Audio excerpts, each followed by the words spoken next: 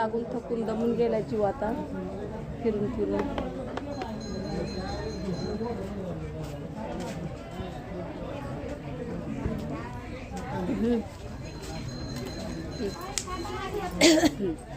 आता आम्ही ज्ञानेश्वर महाराजांच्या दर्शनाला गेलतो, पण तिथं लाईन की काय सांगता सोय नाही. आता आमचा नंबर 4-5 वाजेपर्यंत बी आला नसता आणि दर्शनाच्या लाईनला नाही थांबलो, लय गर्दी.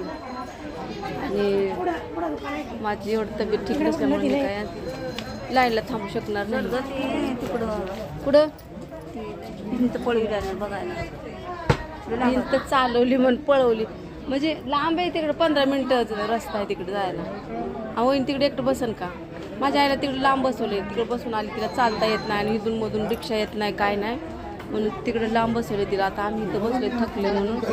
हे मेन गेट कोणतं? श्री क्षेत्र आळंदी देवाचे श्री कबीर महाराज मठ, कबीर महाराजाचं कबीर महाराज मठ. ओके, मी आतमध्ये गेलतो पण काय वेगळं तिथं एकच काहीतरी मंदिरात मध्ये कबीर महाराज मूर्ती होती. तिथं काय पहिल्याचे बांधकाम घडून केलेले आहे बरं का. संत ज्ञानेश्वर महाराजाचं हाय मंदिर, पण त्याच्यात काय आमचं दर्शन घेता आलं नाही. काही पहिल्याची जुनी पुराणी घर आहेत बरं काही, किती वर्षाचे काय आहे काय सांगता येत नाही बाबा.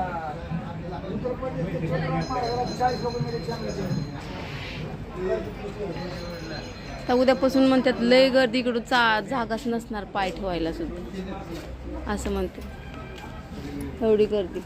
तर इथं बसून झाले. आता ते संत ज्ञानेश्वर महाराजांनी भीत चालवले तिकडे जायचं.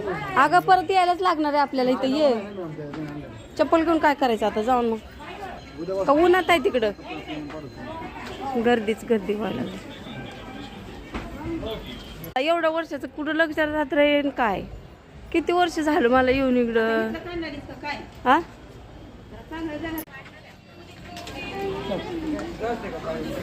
नाही तर कुंकू किती लाल आहे.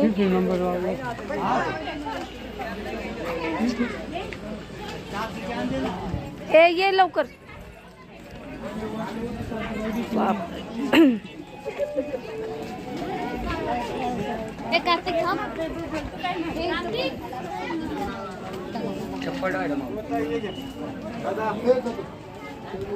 चप्पल 10चं बारकुले चप्पल.